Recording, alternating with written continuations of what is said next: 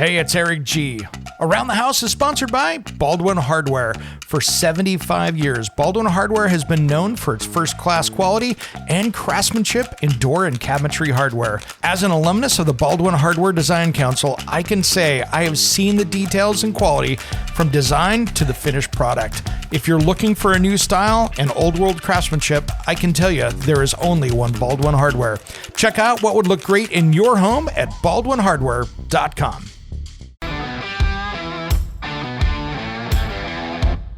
It's Around the House. There's no messing around with that. That's there. I mean, that's... Yeah. So that was 397 pounds a square foot worth of withdrawal. And that's like a couple 100-mile-an-hour sustained hurricane wind. So you got way other bigger problems in the neighborhood when that's happening. Yeah. If your shear panels are flying off the framing, then I can't help it. You'll know which panels are yours because they'll still have Elove Stone hooked to them. Yeah, because the stone will still be on it. You just, if anyone's still around, you can pick them back up and, Found your wall 2.5 miles away. It's still got your stone on it. It's an unintentional breakaway wall. Exactly. When it comes to remodeling and renovating your home, there is a lot to know, but we've got you covered. This is Around the House. Welcome to Around the House with Eric G. This is where we talk everything about your home every single week. Thanks for joining us today. We've got a friend here in the studio that I worked with down in Florida that I had a blast with. Dom from Elove Stone, welcome to Around the House, brother. Thanks a ton for having me. Yeah, it was quite the trip down to the SCBC show, and I'm glad we connected, and I'm happy to be on. Dude, we had a blast down there up on stage, and I got to learn more about your product as well, of what you guys are doing. Let's talk about you a minute before we jump into Elove Stone. What got you into home improvement and construction and stuff? What's your history, man? Because I can tell you got a deep one. I came out of school like a lot of people do with my bachelor degree, and it was a business degree, and I didn't know where to go with it and what to do, and my best friend's father had a contracting business, and I always thought about it. It was always in the back of my mind. And I finally, I said yes, and I came on board, and it didn't take very long for me to realize, there's some money to be made here. And the projects that they do are phenomenal. One of the most high-end builders in the DC metro area. Cool. If you've got 10 billionaires in that area, 5 of them are, building homes with Horizon Builders. And that's kind of where I got my start. I became the de facto waterproofing and enclosure guy over there. Nice. And I was there for 3 years, and I learned a ton. George, I call him H2 No. He's a huge hater of water and moisture and vapor and all the things that, that he's learned over his 45 years of doing it. So nice. He downloaded a lot of that knowledge on me. And we even had a lab that we're doing testing on in the greater Baltimore area. And I've just learned a ton, an absolute ton. And then, took that knowledge with me into the manufacturing world. Nice, man. Yeah, because you were handling tools up on stage. I deal with a lot of guys up there that are, more on the corporate side, and you can tell the guys that have done it for real and the guys that have done it from the boardroom, if you know what I mean. And they can tell you've done this before, if you know what I mean. Yeah, once or twice. So it's funny because, stateside, construction and contracting, there are plenty of opportunities for apprenticeship and journeyman and all this, getting trained and honing your trade. But a lot of times, especially with like smaller operations, it's trial by fire. You get out there and you pick it up and you pay attention and you observe. And the better you are at doing that, the better your career will go. Yeah. And there was no formal training. You you get yelled at a little bit and then you figure it out. Dude, that's 75% of people that are in residential construction, right? That are in remodeling and building. I mean, electricians and plumbers, sometimes if they're union, they've got a journeyman status and they've got a kind of a path. But so many people out there start, maybe they didn't even start with college like you did, but so many people out there that I know started out hauling wheelbarrows and hauling stuff up onto the roof. And then they got into going, hey, maybe I can put a tool belt on, and they just learned, and all of a sudden they're the master. Yeah. Sometimes you have to dig a couple ditches and, I got to do a lot, in it as far as the waterproofing goes. Like I remember at a certain point I had around my neck one of those mill gauge, Nice. So you're spraying you're spraying the stuff below grade, and you have to make sure that it's the certain thickness. And, I had that around my Nice. people making fun, but I had, those kinds of things. But so spraying foam and spraying waterproofing and understanding, working closely with the other trades. Like we had a great roofer, sub that did a lot of the work with those guys. And he had the understanding of the building science and as the general contractor, you're in charge of making sure any penetrations in the house are taken care of, and all that kind of stuff was falling back on me. So you had to learn quick, because those,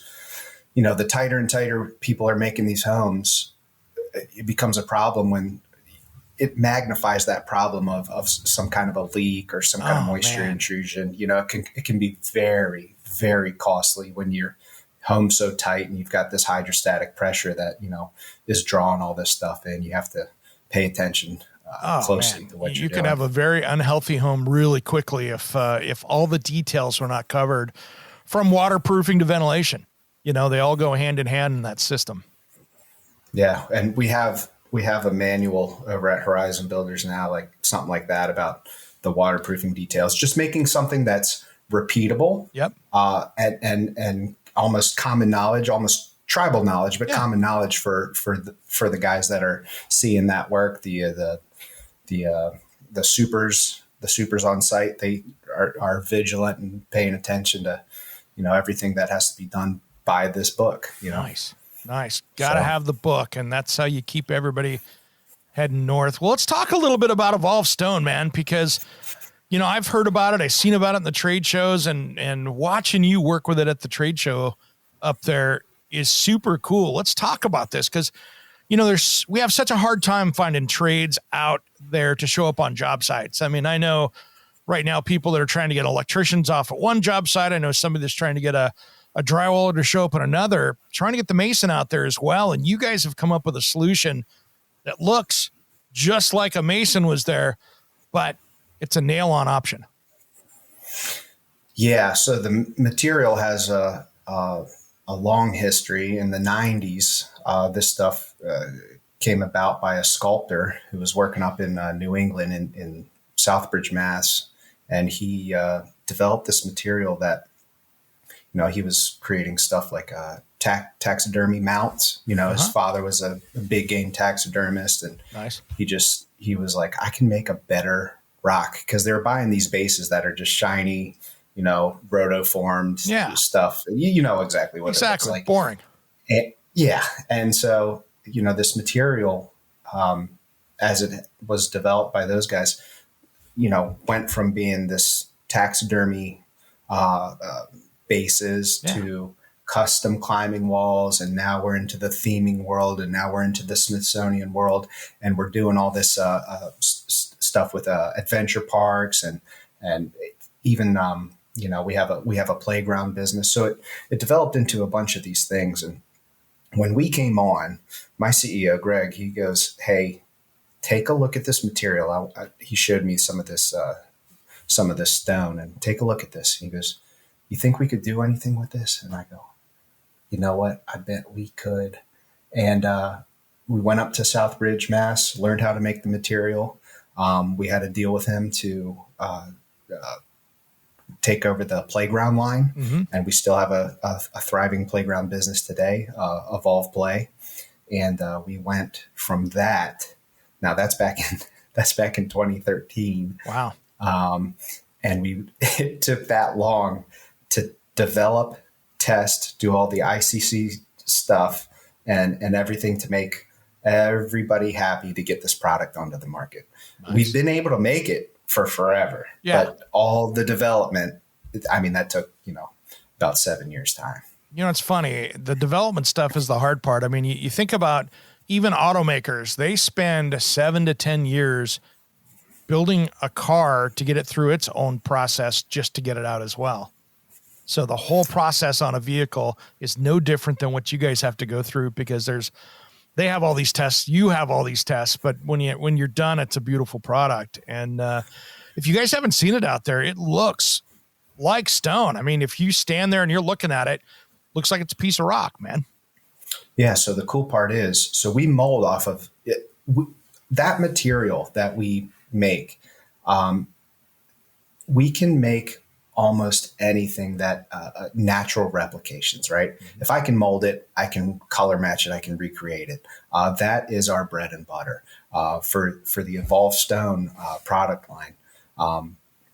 We mold off of natural stone. That's why you have those textures and those shapes and everything that makes it look so dang realistic. And I never get tired. I saw it with you. I didn't get to see Walt's first reaction, but anytime you hand somebody the piece of stone, they go, holy smokes, because they're ready to, their body is ready to get, a piece of you're ready for this stone. Piece of rock. Yeah. And you chuck them a rock that weighs like, so we're like 2 pounds a square foot. You chuck them a rock that weighs nothing, that floats, legitimately floats. And the look on their face, I never get tired of that. And also it's how realistic it looks. It plays a trick on your mind. And I can't tell you how many times that I've done these little one-off projects where I have to match color for color, a piece of slate or a tree or certain bark or something like that. And I get it to the point where I'll put 3 of them out there and say, all right, which one's real and which one's fake? And everyone will, that's the one, that's the replication. And I go, no, they're all replications that I just made. The real one's over here. Nice. You know what I mean? So you can, the outstanding quality of that material is how naturalistic it looks. Yeah. And we get that by forming off of, not just the material and the color process and the manufacturing process, but a lot of it is the fact in which we're molding from the natural stone. Yeah. Hey, it's Eric G from Around the House. If you're enjoying the Around the House show, make sure and hit that subscribe button on the podcast player you're listening to right now. To find out more about Around the House show, head to aroundthehouseonline.com. And of course, thanks for listening to Around the House. It was fun when we did that seminar because I had you throw a piece at me like I was going to catch it. And then I pretend like I wasn't paying attention and hit me in the chest. And people were like, whoa.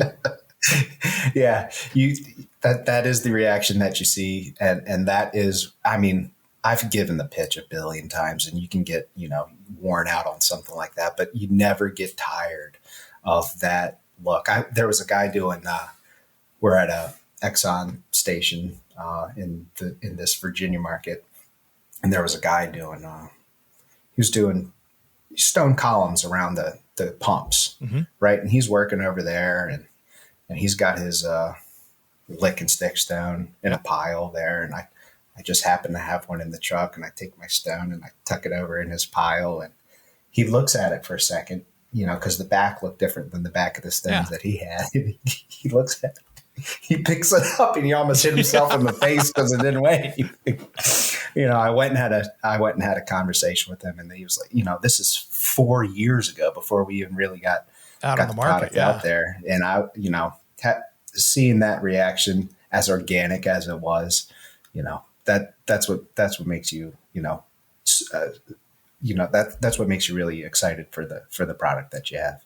What I love about this is that you can absolutely transform everything from the front of your house to a living room to a mailbox stand out in front. There are so many things you can do with this, and you're literally just using the same tools you'd use around the house. There's no stone saws. There's no nothing. And as long as you do the construction process right, you got something that's going to last a heck of a long time. So here's what I've seen now that the product's been around a little bit and we're gaining some steam and some notoriety, and I'm talking to contractors every day. The siding guys love it, right? Because now the siding guys can do the stone. Yeah. A lot of times the masons are, they're hesitant at first, and then they can see that, oh, I can do a fireplace. We have a Class B fire rated product. Yep. Oh, I could do a fireplace in the morning and another fireplace in the afternoon. What? With a finish nailer. Yeah. And a chop saw with a vacuum. You can take the stuff right in the house. Yeah. You know what I mean? Yeah. You're not making a mess. It's cutting like wood.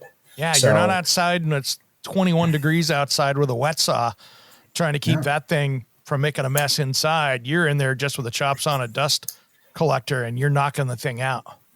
You're not worried about your scratch coat. You're not hanging the lath. I didn't get this experience in my contracting days, but cutting lath, it's got to be one of the most painstaking layout, early stages of your project that exists. And then you're doing your first coat, and then you got to wait for that to cure. And then you got to come back the next day and you got to put that up, and then you can finally get started on your stone. Yeah.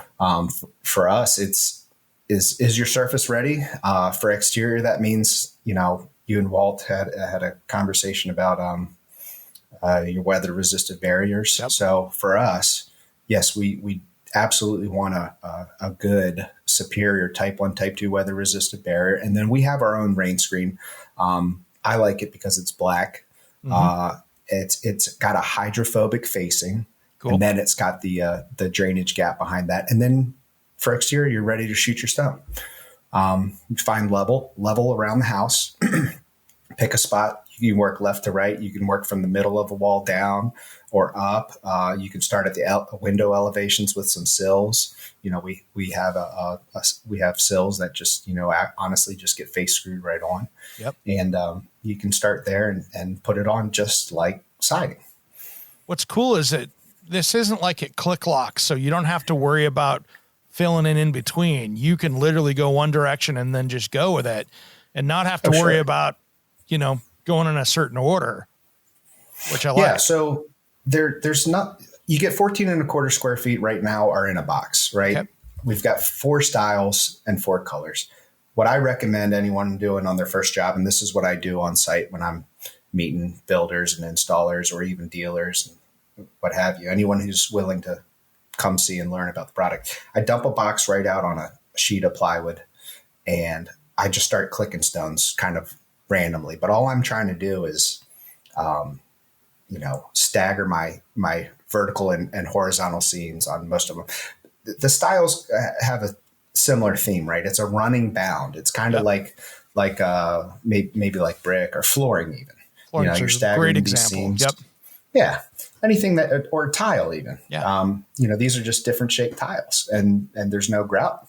You're just shooting it up with the stainless steel finish nail, 16 gauge, right through the stone, and it countersinks perfectly. And, based on the color of the stone, you're not seeing the nail heads.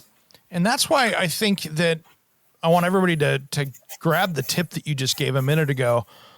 That black back layer, I think, is very important because, with your WRB that's up there being black, you don't have, there's a micro gap between each piece when it goes together.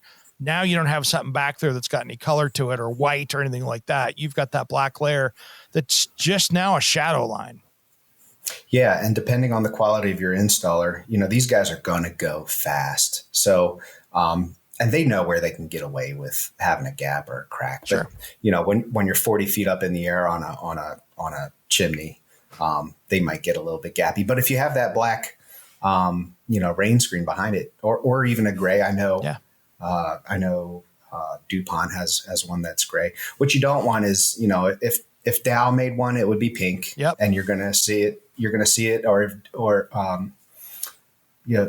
Owens Corning made one, it'd be pink. If Dow made one, it'd be, baby blue, and you'd see it and the headlights would flash on it as you're coming down the driveway and you'd get upset. Absolutely. So So this black rain screen just happens to have our name on it, and it's part of the 50-year warranty is this system, right? I got a type 1, type 2 weather resistant barrier, my 1/8-inch rain screen, currently 1/8 inch with a hydrophobic facing. And then, because those gaps and cracks, we know that during a wind-driven rain event, the water's going to go through there. 100%.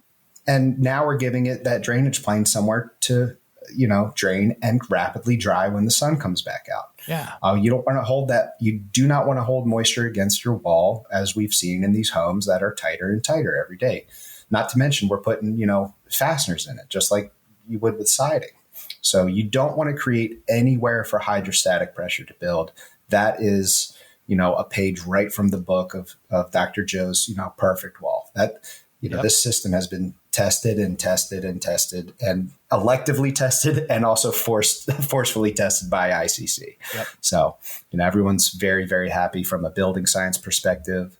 Installers are happy because, you're not having callbacks when you have a rain screen, and it's becoming code. You're going to see IRC 2021 in June requirement for a rain screen. Now, that enforcing those things takes time, but you're gonna start to see that. And that's good. It needs to happen because you've got to give a place for that water to go. And this is all about controlling that moisture and giving it an out, giving it a place to get some air back there, let it dry out, and not just have something that's going to sit there and get moldy and mucky and nasty in time. And now you've got an issue with a wall. Yeah. Not just water in the form of rain, but this material is, home based out of Massachusetts, right? They're under 4 feet of snow for a couple of months. They can be anyways. Yeah. You don't want, that snow piled up against the house without somewhere to either turn into ice, expand and contract. You have to give it an out. And part of that is, continuity in your control layers. You have to have it. Well, it's no different than Portland, Oregon, where I'm at here. If we sit here, if I look November through April, we could have 50 days of rain. Every day it's raining. It is not drying out. It could be a mist one day. It could be a half inch the next day. But it is how you test stuff to see if it works or not. And that's where that rain screen really helps out, because when we get into summer, I mean, we've had probably in the last 75 days, 1 or 2 days of a little bit of rain, but that's it. So we're dry season. Wet season, it's almost like a pool. It's just going to be around the corner too. Yeah. It starts for you right after Halloween, right? Yeah. Sometimes it'll go usually right after Halloween. It could be as early as mid-October, but usually about Halloween, it starts to get in there, and that's when the rainy season comes, and then it's boom. And we'll get some snow mixed in, but it's just usually the water driven. And that's where we have a big problem with new construction here, because we'll see a multifamily unit that's 5 or 6 stories. That's, stick framed. And by the time they get the trusses on that building, the bottom 2 layers of OSB are black just because of the water that's been sitting on them for 3 or 4 weeks as they frame. And so it's just like it was sitting in the dirt. It's just nasty. You have to consider either getting it wrapped up real quick, or, I know Zip makes their, Huber makes their product that works pretty well for those situations. But yeah, I took I flew into Portland to meet with dealers, contractors, and my outside sales guys in that territory. I brought my golf clubs. What a waste of time. Yeah. I think it was November, and it just every day it's like nonstop. You'll see them out there playing golf, but it's like the guys out playing golf with a dark ball in the snow. You got to be diehard and know what you're getting out into. Yeah, I'm not good enough for that. But yeah, it was crazy to see how much precipitation and how gray the skies actually are. And it's encouraging for us because, we're promoting this system, which is perfect for not only your territory, but, the 7 different building climates in North America. Right. That this shear panel, house wrap, type 1, type 2, weather resistant barrier, rain screen, and cladding, this is the way to do it. And it works, in the Arctic regions, it works in the hot regions, humid, and it work, in those regions that see 4 seasons. Yeah. This works great if you're right now listening to us in Miami, or if you're listening to us in Anchorage. Either way, this is going to work for you. Yeah. Yeah. And that is the beauty of all the testing that we did do. I mean, you also learn a ton about your materials limitations, if there are any, by implementing these systems. Yeah. So let's start to finish here, just so people can get an idea for all of our DIYers out in the crowd out there. If you've got, let's say you're going to do an exterior wall with it, where do you start? If you've got let's say you got your OSBs hanging out there, maybe you took the old siding off and you've got some new OSB on the wall up there, and you're like, I'm going to do a stone looking wall right here. What's the best way to do that? Step one, and this actually has nothing to do, honestly, with our product, but just like any siding. Step one, how are my flashings, right? Amen. So any detail, whether it's soffit, roof drip flash, head flashing on windows, sill pans, anything like that, that has to be right and tight before you can even open a box of cladding, right? Exactly. Before you even unload that truck. Are my flashings good?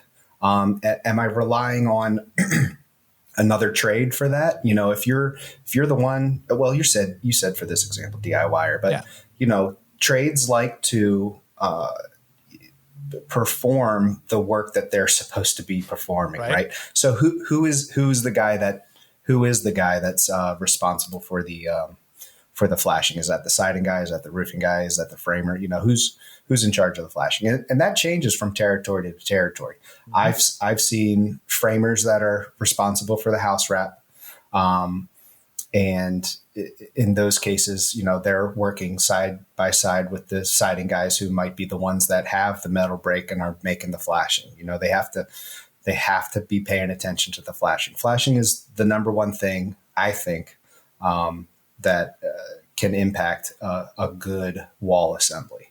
Everything else is almost superficial, especially in an open clad system with a rain screen like ours. So step one, flashing, pay attention to it, know what it is, make sure it's done right, and make adjustments if that you need to. And if you're doing a remodel, most of the time it's wrong. So assume that it is, and make sure that you get it taken care of first. Yeah, if you're doing a remodel and you've got if you're doing this product, funny enough, is a remodeler's dream because of the ease of ability of it going on. But you still have to start from a good surface. Your substrate has to be in good condition. Your flashings have to be good. So step one, revisit all those flashings. You got old caulk holding stuff together. Get rid of it. Goopy is never a flashing. Exactly. Shouldn't be. So, take that before you unload the truck full of all your siding material. So that would be step one. In that vein of flashing, is my flashing right? Having a good house wrap on there. Nowadays, these synthetic house wraps are getting better and better and better, and people are walking away from, some of the felts of the world and everything like that. And having that is very important, because what you're about to do with this stone is put a bunch of holes in your wall. Yep. And in order for you to be able to get by doing something like that, you have to have a quality weather resistant barrier, right? We did a lot of our testing with like a Typar product. Yep. DuPont has their Tyvek. Yep. They also have a commercial grade.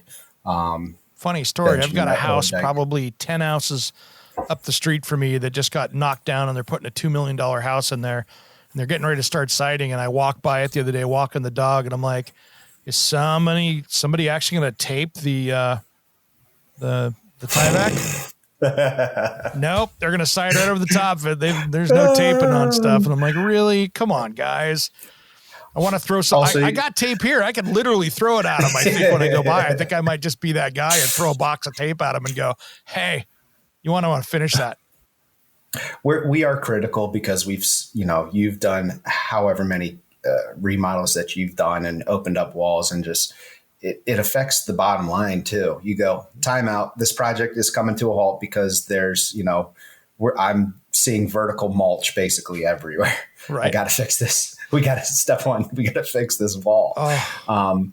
And a lot of that is as simple as flashing and house wrap. When I was working as a contractor, we did fluid applied for everything. Yeah. There wasn't a job that I wasn't being called out there with a tractor trailer full of drums of, goopy stuff. That was, but that's also a project that has that budget in mind. Yeah. They want something that, you couldn't put a hole in it with an Abrams tank if you wanted to. So, they're also using three-quarter plywood, shear panels. So exactly. Yeah. That's something we don't see much out here. That's a slightly different world. But yeah. No, you might not be seeing that out there, but if you're spending the money on these shear panels that are 3/4 thick, you might as well put that fluid applied on there to, protect have that stuff lasting forever. Yeah, exactly.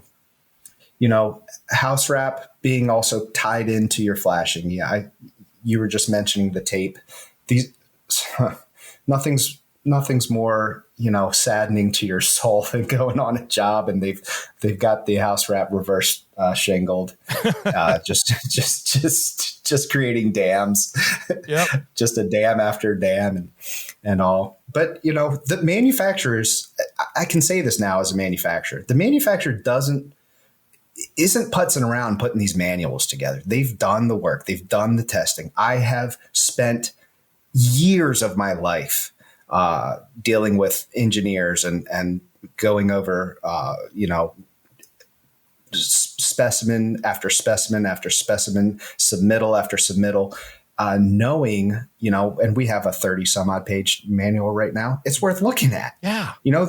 There's wrong ways to hang house wrap. And there's some guys out there that find every single dang one of them. There's some that I didn't even think of doing it that wrong. I mean, they had to be pretty dang creative because I'm looking at it going, really? How'd you do that? How did you do that? How did you do that? Why? What? And it's bad because, you're probably no different than me. I'll be driving around with my wife and I'm running around and I'll see something get built and I'm staring at it going, oh, come on, guys. Really? Is that what we're doing here? Yeah.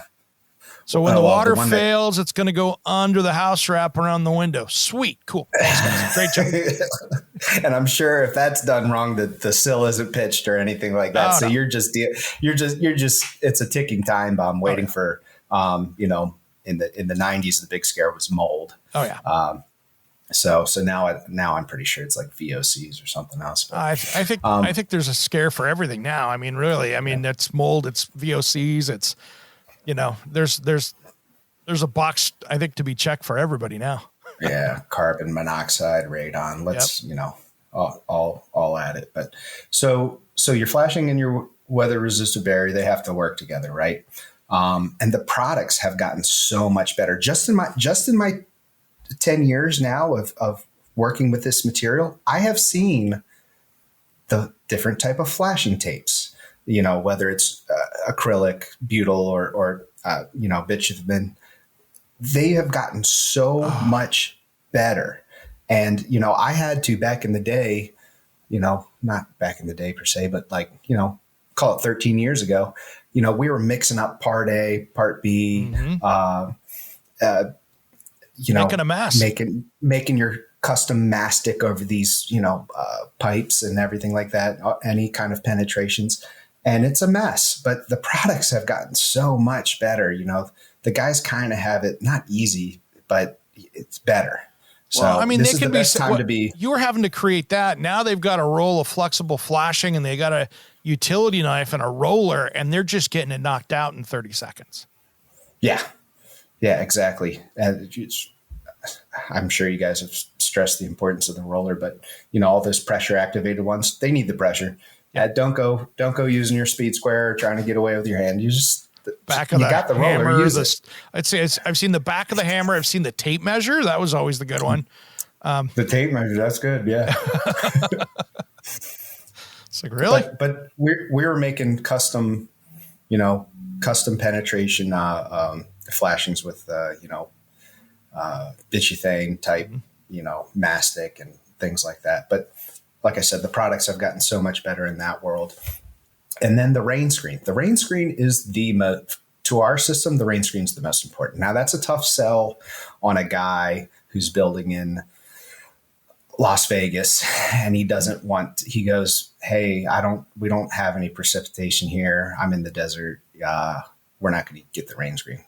Two things for that. One is purely cosmetic. You want the black background so that you're not seeing the gaps and cracks and seeing your weather resistant barrier. The other thing is when you do have that ungodly amount of precipitation, if it rains for 3 inches in an hour, you're underwater. Yeah. So you want to have, and that'll happen once every 30 years and you'll be, somewhat prepared. And then, so the rain screen is I couldn't stress it enough. That is the most important part to this system. And even that hydrophobic facing on it, if you take, I do it a lot of times and at shows and whatnot, I take a bottle of water and I splash it right on and instantly you see it beat up and run away. Yep, and just sheets right off. Yep. And then anything behind that, you've got a nice drainage and drying gap. And it's a belts and suspenders approach. You got the weather resistant barrier doing what it's supposed to be doing, a gap, which is acting twofold for drainage and rapid drying, and then a hydrophobic facing that's preventing most of that bulk water from even getting back to the WRB. Yeah. So now I also think, and I have no data to prove this, so it's my personal opinion, but I also think that rain screen gives you a little bit of a thermal break between products there too. So if you've got that, desert heat hitting down on the side of the house, you've got a little bit of thermal break there that's between that. Yeah, you do. That's not just Eric hypothesis, but what's happening behind there is convection, and convection is working in for you in most instances. And funny enough, our product is rated at R2 in the testing that they have to do for it. But again, you've got a bunch of thermal breaks between the stones. So how effective is that? It's just a cool little benefit of our product, we think. But yeah, and then following your code and compliance type stuff. If you're in a flood zone and you can't have siding until this far up the wall, or all those things, I get calls for that all day long, and I go, I'm not familiar with code in your territory. Hold on a second. And I look a couple things up and I go, a lot of times I have a contractor. Like if I had something in the Pacific Northwest, you get a text from me. Yeah. And I'd say, hey, Eric, this guy's trying to,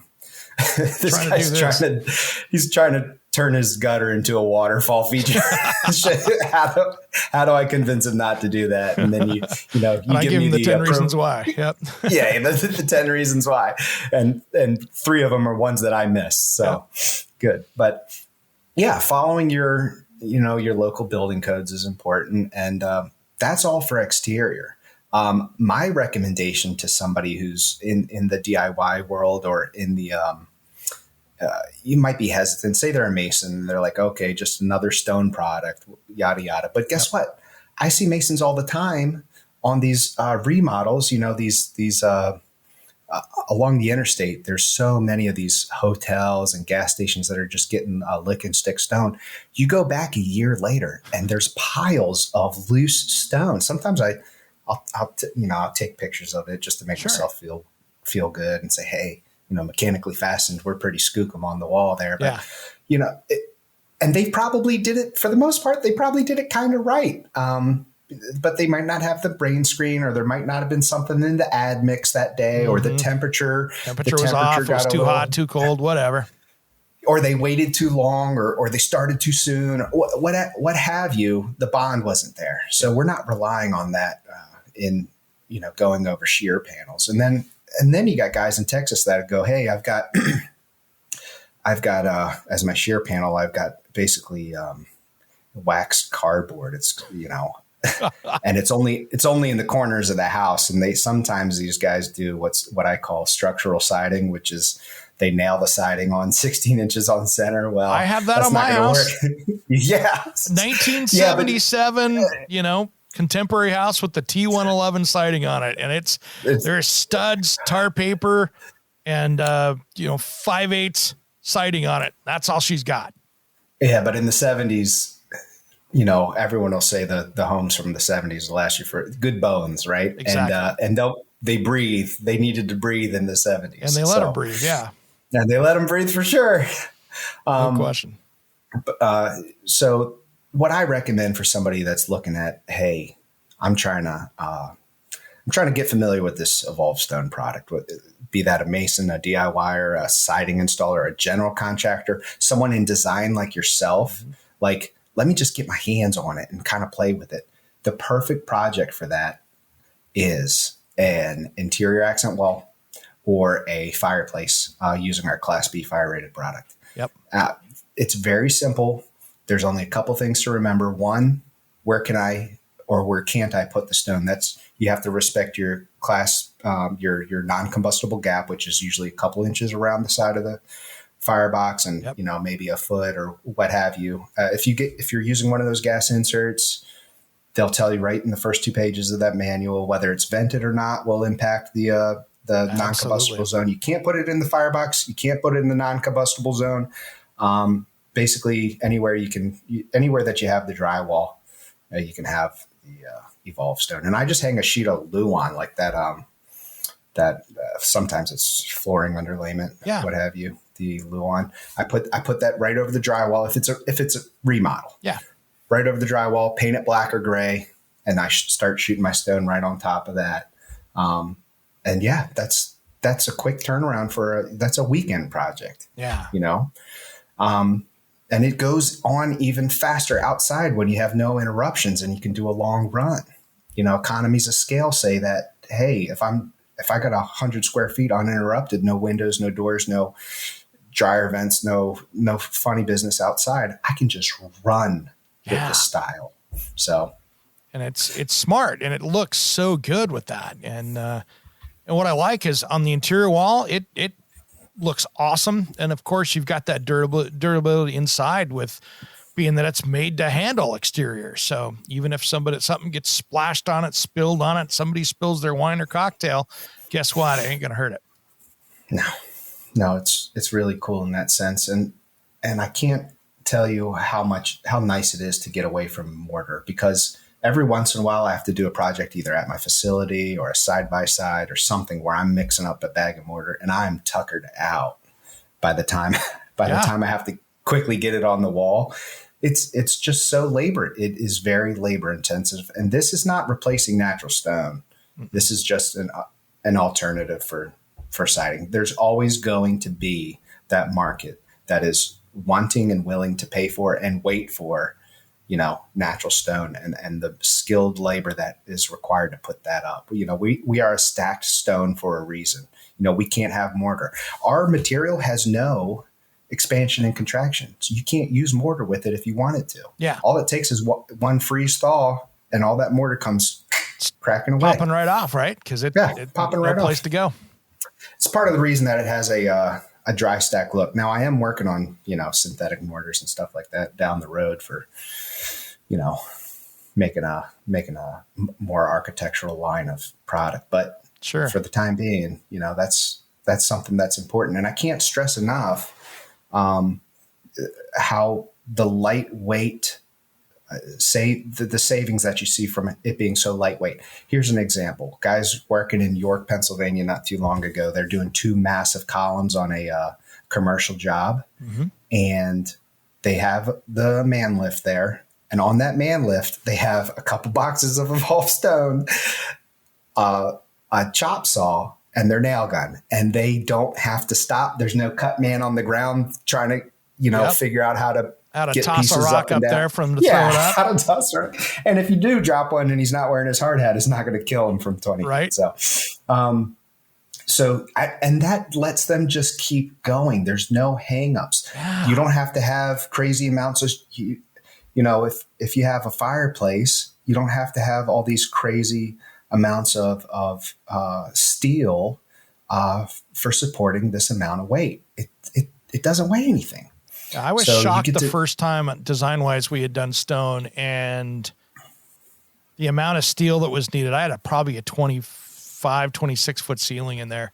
I was shocked at the weight that we had going up on that thing and what the architect and engineer had built for that just to hold everything together. Yeah, we did one of the first examples. There was we did something similar to Elove Stone. It was a prototype product, but there was a house out in Maryland that needed a veneer on these chimneys to match for the Historical Society. Mm-hmm. And in order for them to put the real stuff, they needed there's a change order for $30,000 worth of steel work. Yeah. And then we came in there and said, nah, just shoot this stuff up over that. Simple. And be done with it.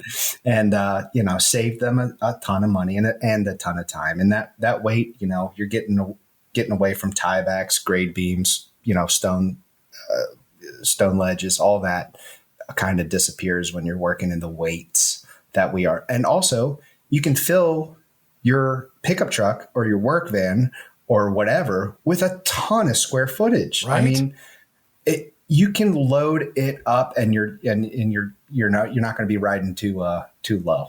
It's not like you're having to get the flatbed trailer and putting 6 pallets of rock on it to bring out to the job site. I mean, right. And you got 20,000 pounds sitting there. It's so much better than that. And with that comes, with that weight, a lot of times that you'll see the cementitious product or even natural stone, you'll see fracturing when in transit, like a crazy amount.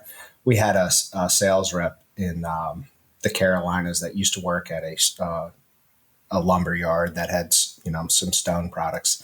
And the biggest complaint that he would see is people would come in and say, hey, can you find me a box that's not broken, please? Could you please set aside 3 boxes that aren't cut or broken up?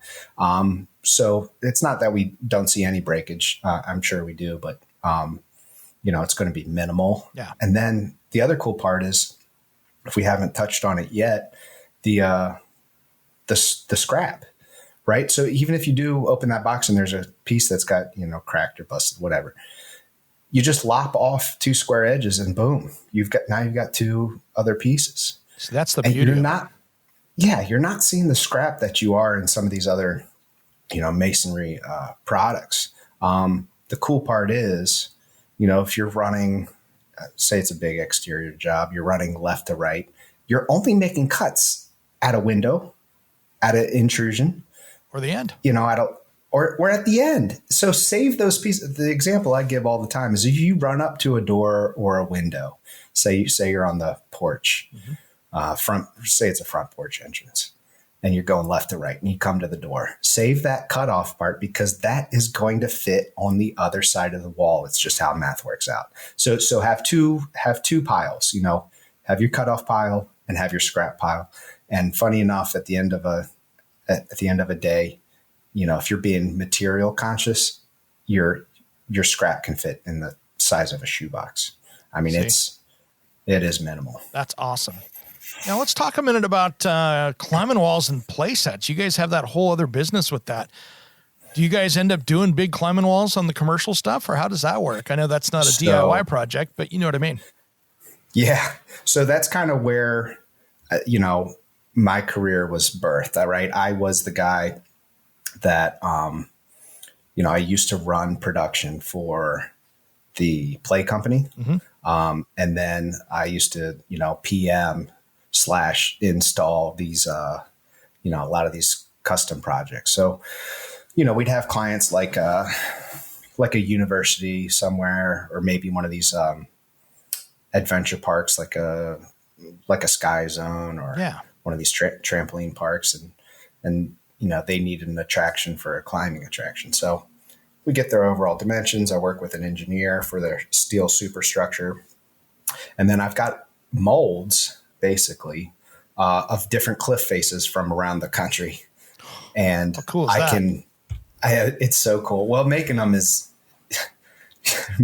a task. You got to go camping for a couple weeks with a couple buckets of rubber and a couple of guys to go. Yeah, I was going to say that can't be easy.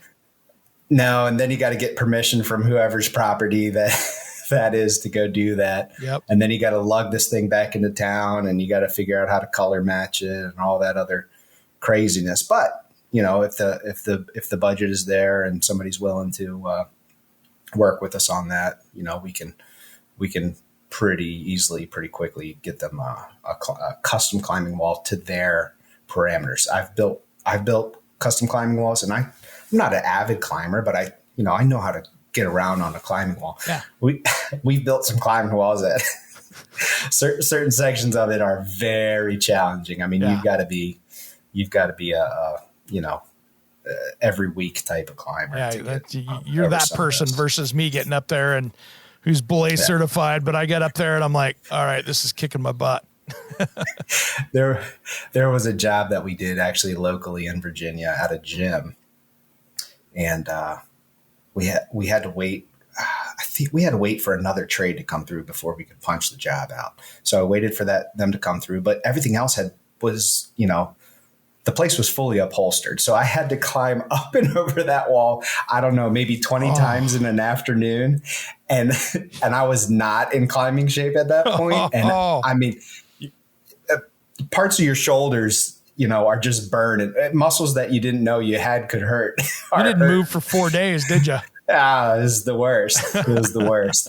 And it's after hours and it's dim and you're behind a, climbing wall and everything. So yeah, the climb, that's kind of where we started to really take this material and develop it out from what it was traditionally used, right, in the 90s. And, the projects got bigger, our teams got a little bit larger. Mm-hmm. We got smarter about working with, we have a steel subcontractor now. We're not trying to do stuff in house that we're not good at or don't have room for. That's its own world, man. Oh yeah. We can fabricate a little something here or there, but it's easier for someone who's set up for it. And I'll send my couple of trucks, if this climbing wall takes 2 or 3 trucks, we cut it down in this mountain down into a couple of trucks and, ship it out across the country. The steel guy does the same thing, loads up a couple trucks, and they meet each other on the job site. We all fly out and try to knock it out as quick as humanly possible. That's fun. But that tells you about the durability and the realism of this product, that you can turn around and build a high-end climbing wall out of it and people still look at it and go, wow, that looks like rock up there. Yeah. There's nothing that looks quite like it. And you think too, I mean, we've been featured at places like SeaWorld, Cabela's, Dick's Field and Stream, stuff where they got, we do some work on insane pools with Lucas Lagoons, where they got these grottos that are seeing hundreds of gallons per, just dumping over the edges of these things. And the material is just insanely, it's got some crazy attributes to it. The fact in which it's lightweight, and it weathers perfectly. It's easy to maintain. I saw somebody did the first cleaning of their Elove Stone because it's in the shady side of the house, and they called me up about it. You just take some Dawn soap, mix it up with some water, spray it on, wipe it off. Simple. You could lightly power wash it if you wanted to. You could seal it, honestly, if you wanted to seal it for a little bit more ease of cleaning it down the road. It's super, super easy to maintain. That's the great part.